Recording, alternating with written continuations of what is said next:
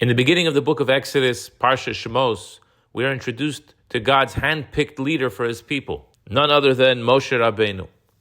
The first recorded communication between God and Moses occurs at the burning bush. God informs Moses that he has been chosen and tasked with going to Egypt and leading the Jewish people out of slavery to freedom. In his great humility, Moses begins a series of excuses as to why he isn't the right guy for the job. He begins by saying in Exodus chapter 3, verse 11, Mi anoichi, who am I? I should go to Pharaoh, and that I should take the children out of Egypt? Of what importance am I that I should speak with kings? God responds to this excuse in verse 12, Ki e'yimach, for I will be with you. You aren't alone in this. But Moshe doesn't stop there. He goes on to try a number of other reasons why he shouldn't go. He says, I will come to the children of Israel and say to them, the God of your fathers has sent me. And they will say to me, what is his name? What shall I say to them? So God responds to this excuse in verse 14. He continues in chapter 4, verse 1, with his next excuse.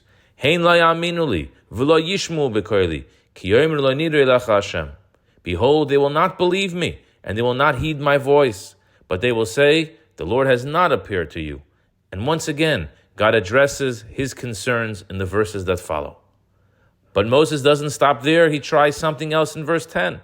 Moses said to the Lord, I beseech you, O Lord, I am not the man of words, neither from yesterday, nor from the day before yesterday, nor from the time you have spoken to your servant, for I am heavy of mouth and heavy of tongue.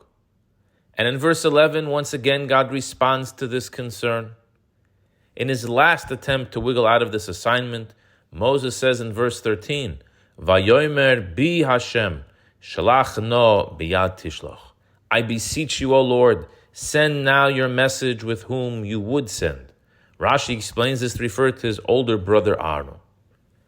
Although all previous concerns and excuses were answered by God without incident, this time something changes. This time the verse describes how God, anthropomorphically speaking, got angry at Moses when addressing his excuse. Verse 14 states, Vayichar af Hashem b'Moshe, and the Lord's wrath was kindled against Moses. And the question is asked, what happened now? Why were all the previous attempts by Moses to relieve himself of this assignment met with a calm response, but this final one met with anger?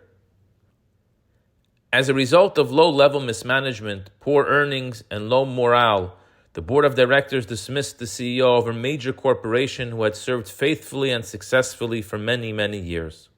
His wisdom and experience, however, were well respected in the industry, and the new boss looked to the former executive for introductory advice. I can't tell you much, said the seasoned executive, but I will give you something. The older boss handed the newcomer executive 2 envelopes. One of them had a large number 1 written on it. The second was marked with a number 2. Young man, began the former CEO, when you are challenged with your first major crisis, open envelope number 1. If things have not calmed down after a few days, then open envelope number 2. After a brief turnaround, things began to fall apart.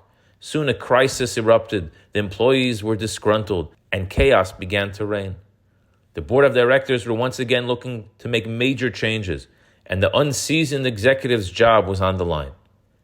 As hard as the young executive tried to calm the situation, it was futile. He locked himself in his office and opened the first envelope. In small but clear typewritten letters were the following words: blame your predecessor.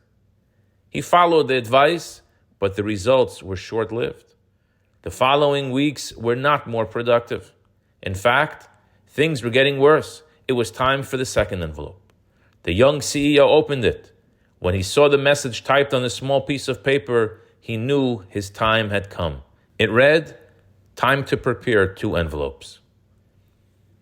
This helps us understand the explanation of the 12th century commentary, the Bechor Shor.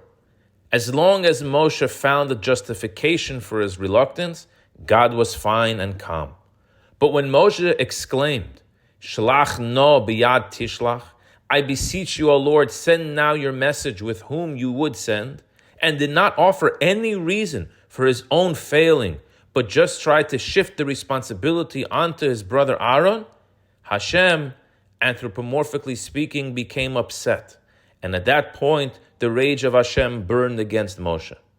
When challenged with difficult tasks, we must face the mission presented to us and deal with our own abilities.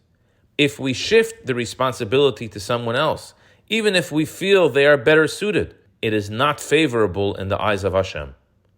Because when we are asked by Hashem to perform, then there is no one better to do the job. God gives us what we need to fulfill His mission. I wish you a good Shabbos.